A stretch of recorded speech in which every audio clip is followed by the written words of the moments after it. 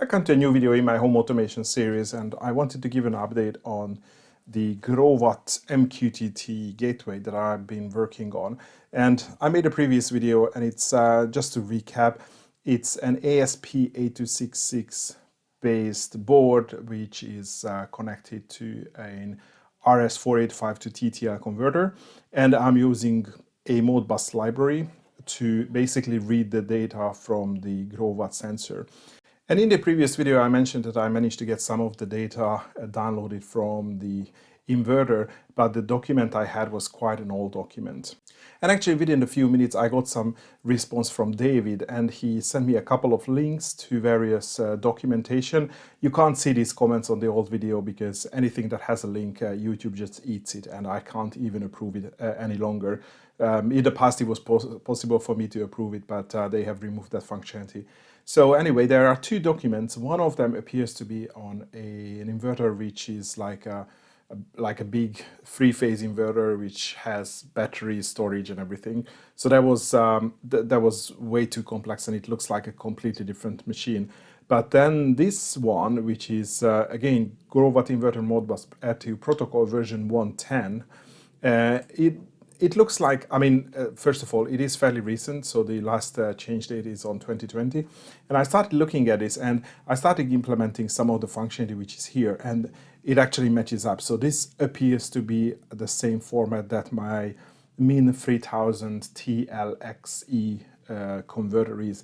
And I tested my previous version of the code on a smaller inverter, which is the MIC 1500 TLX, I think, and it appears to be the same. So it looks like that at least for a single phase inverters, they are using probably the same protocol. And because if you look at the actual values, the way they designed the Modbus layout or the registers, that it should support three-phase inverters, and as you can see, it supports inverters up to 8 strings because they have reserved all the registers for those. But I was able to use this documentation, create a new version of the sketch. And also I've also noticed here that I think for the previous version, it said that the maximum number of registers that you can read at the same time was like 24. And with this, it's 125. So I was able to read the registers in one single go, although there are a lot more registers, but they are so technical that I just basically ignore them.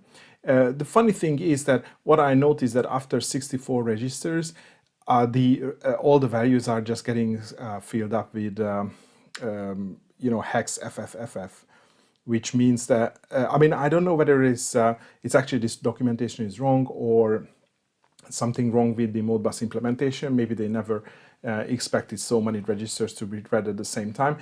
So what I have done in the code is I'm breaking up the Modbus read. So I'm reading the first 45 registers, first 64 registers, and I'm reading the second 64 registers. So this is how I'm getting the first 124 registers.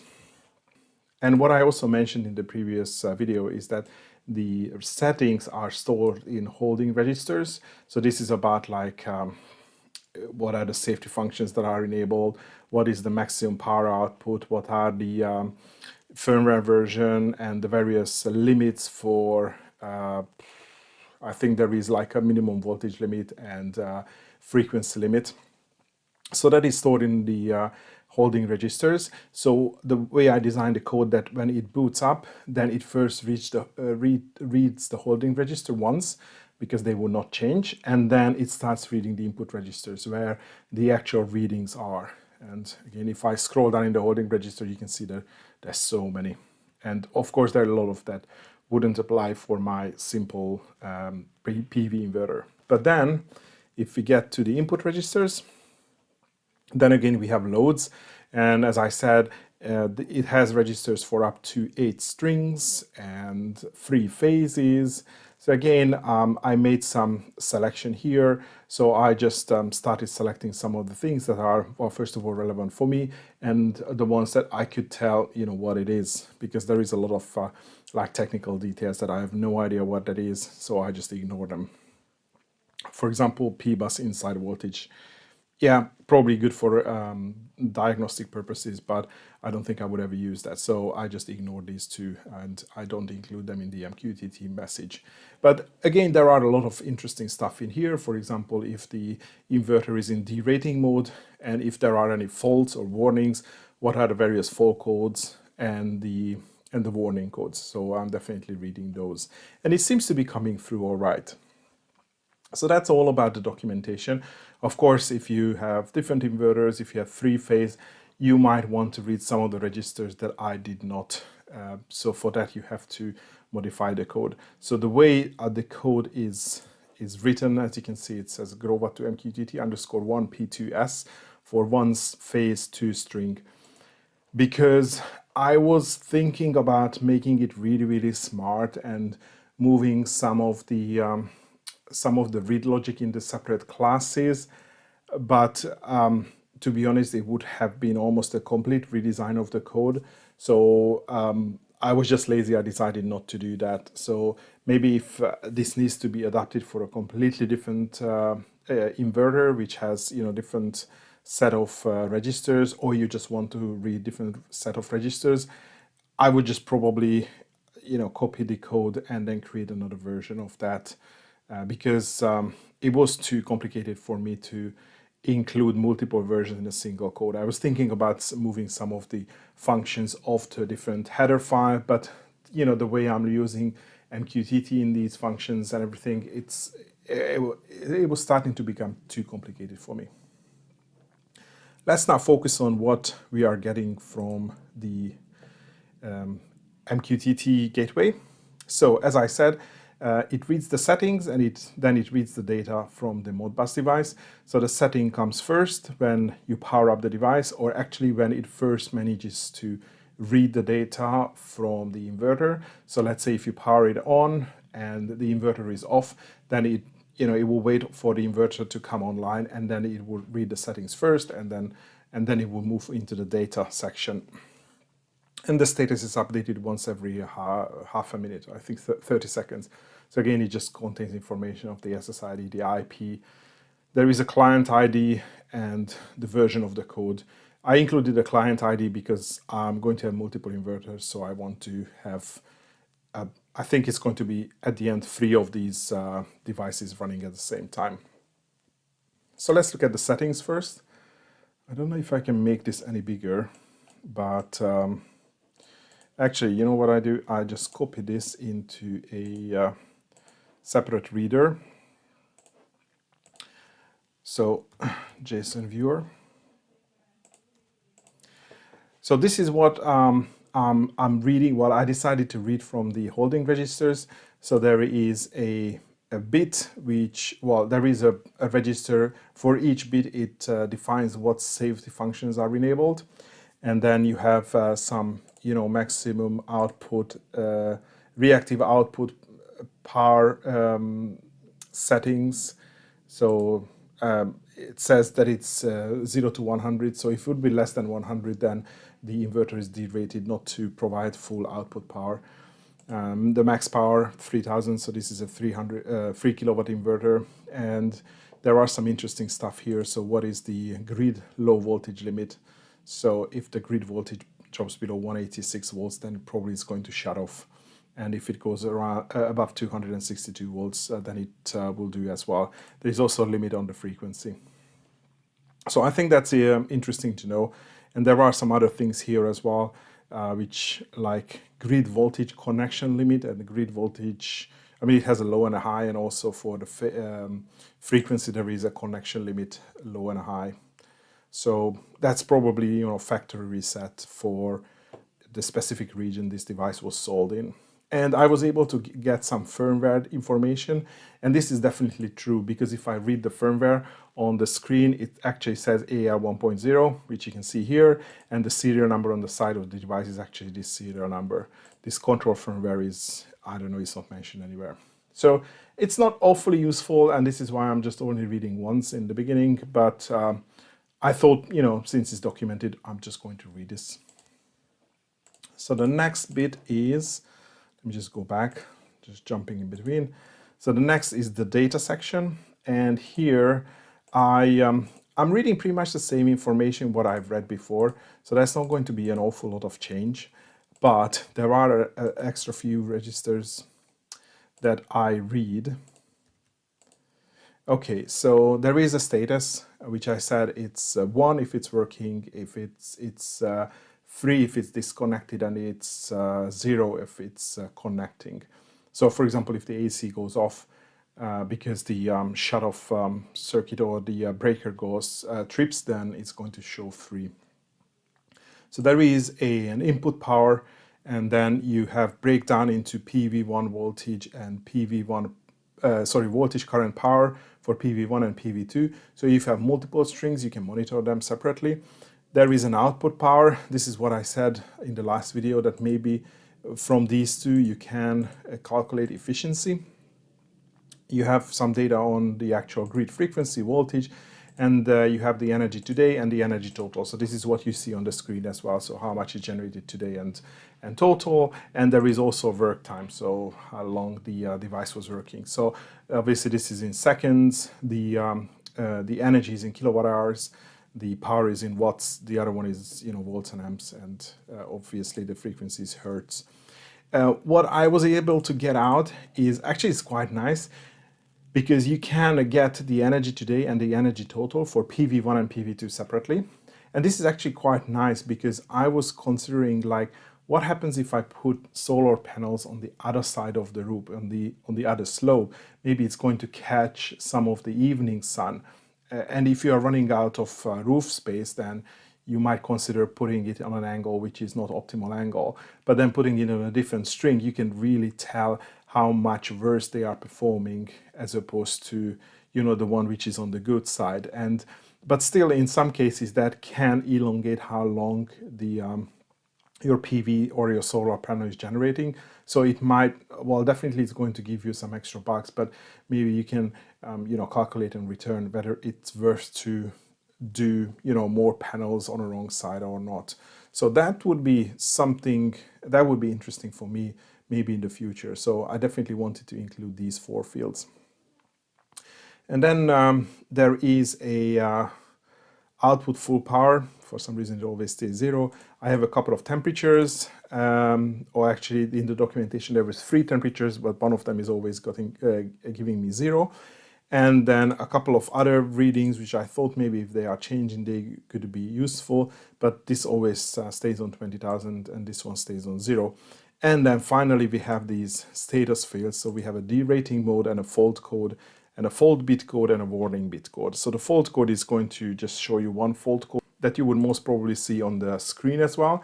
And the bit code just breaks up these fault codes into various bits. So you can tell where the fault is coming from. So this is the fault code. This is just going to tell you this much.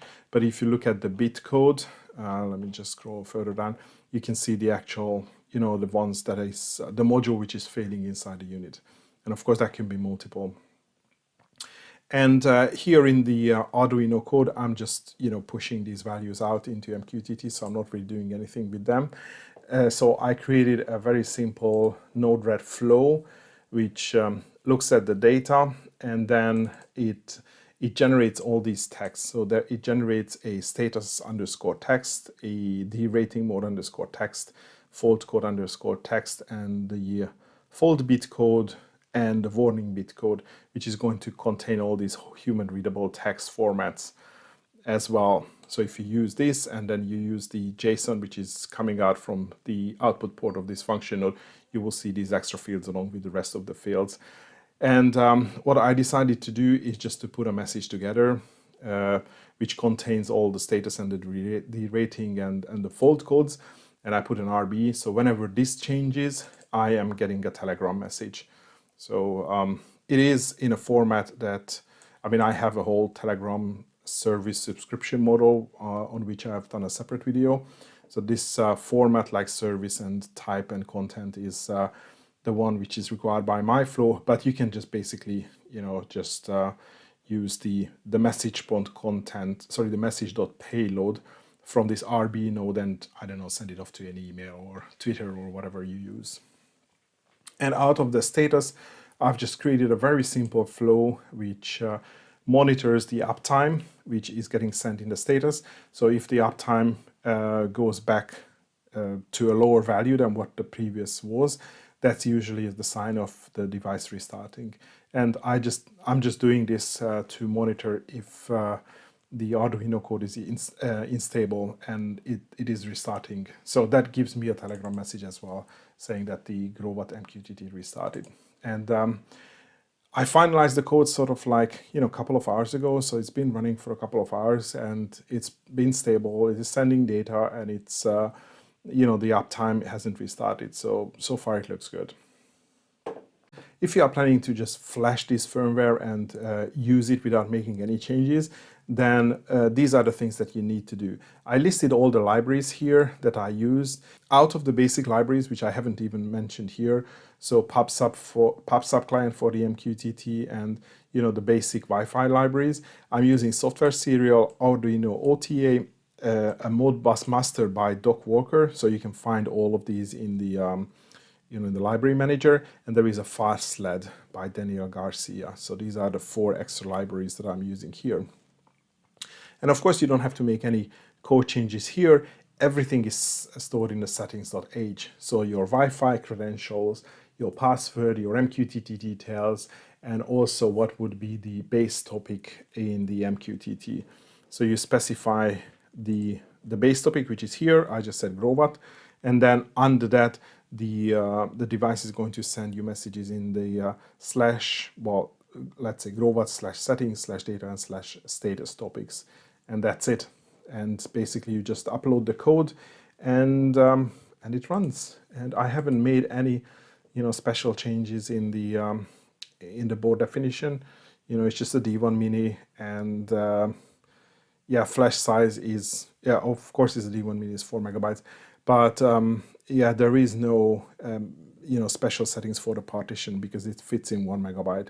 So it's not such a big flash. So these are the settings that I used.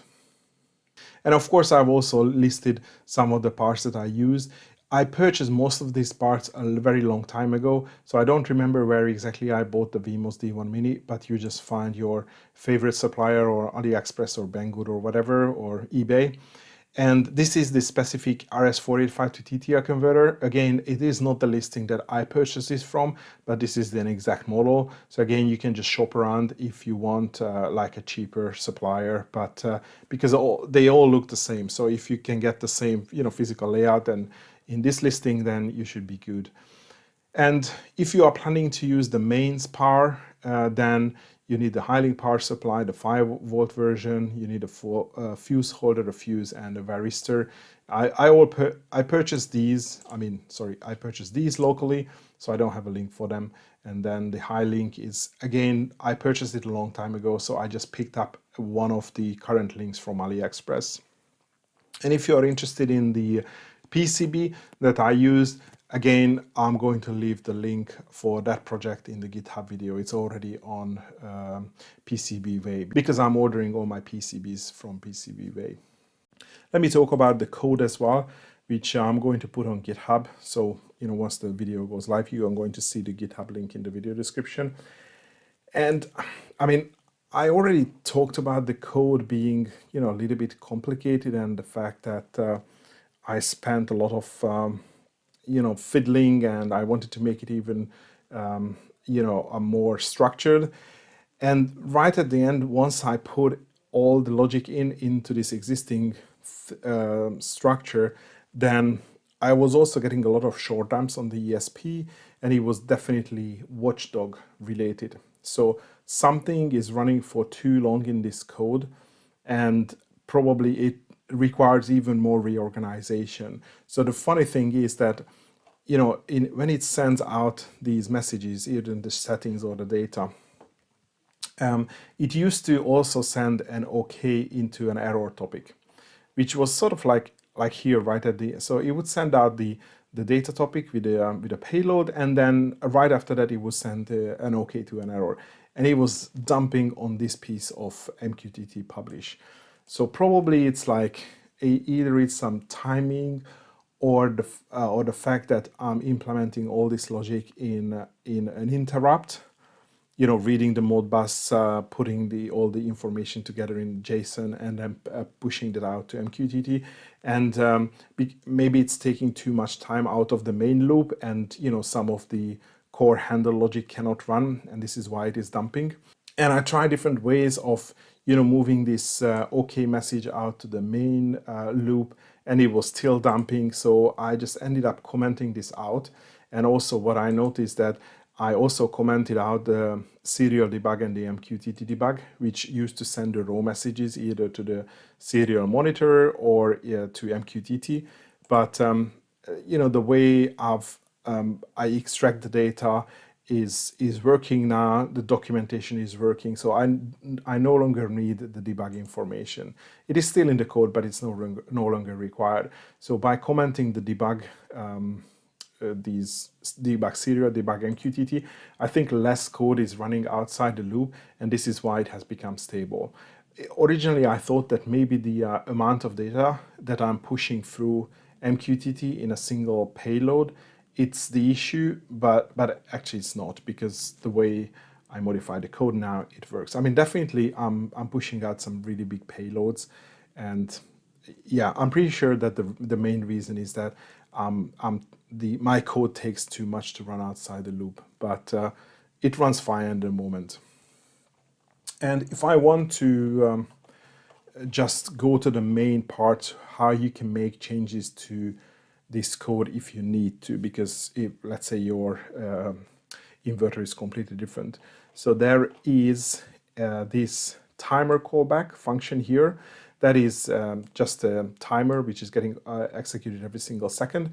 And in here, this is where I'm checking, what is the Modbus update period. I think it's set to 2, so every 2 seconds.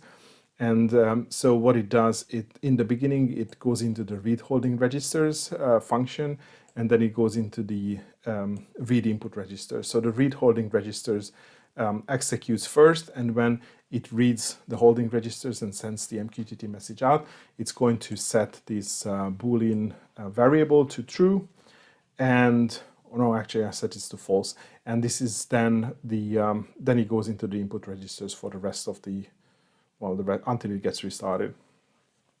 And so I have a separate a separate function for reading the holding registers and reading the input registers, and both of them are pretty much the same piece of code. I mean, the only difference here is in the beginning I say read input registers, the other one says read holding registers.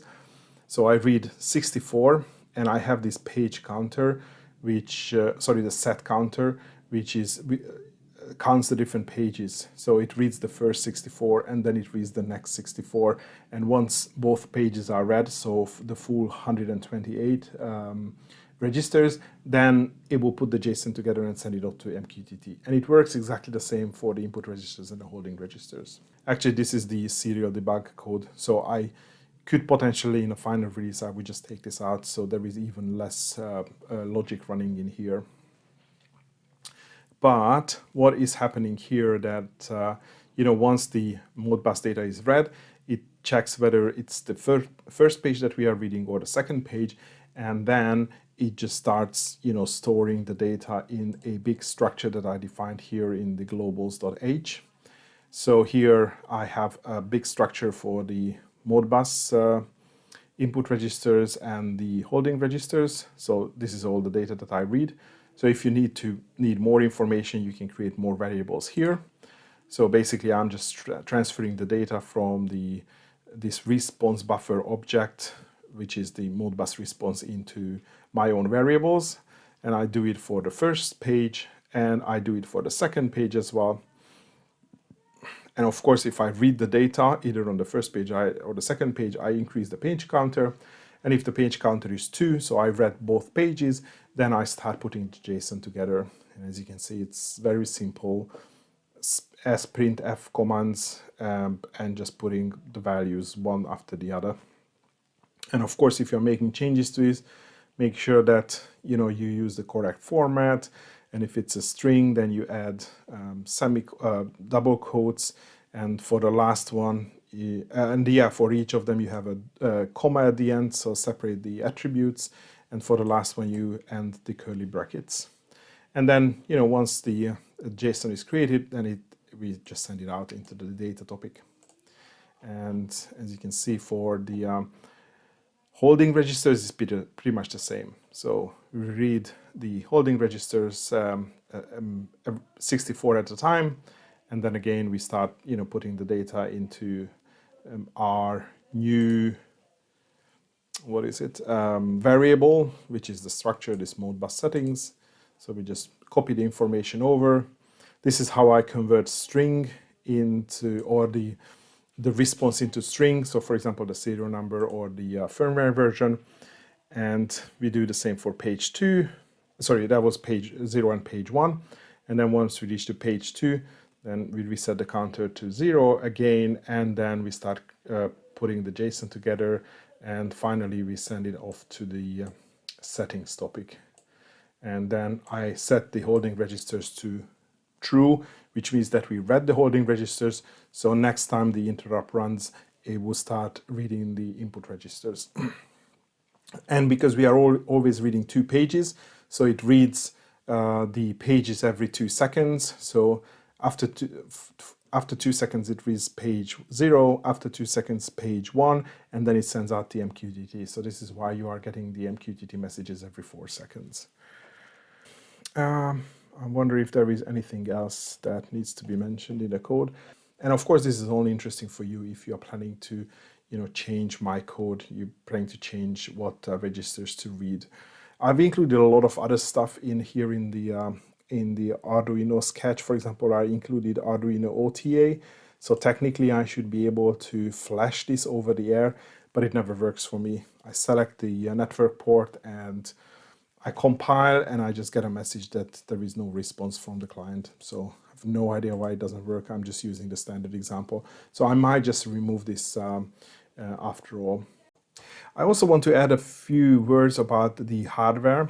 If you remember in the previous video, there was an RGB, actually it was a NeoPixel LED light on the board, which was giving me like visual indication whether it's reading data from the Modbus or not. And I was running into issues which I think ended up being an issue about that small high-link power supply.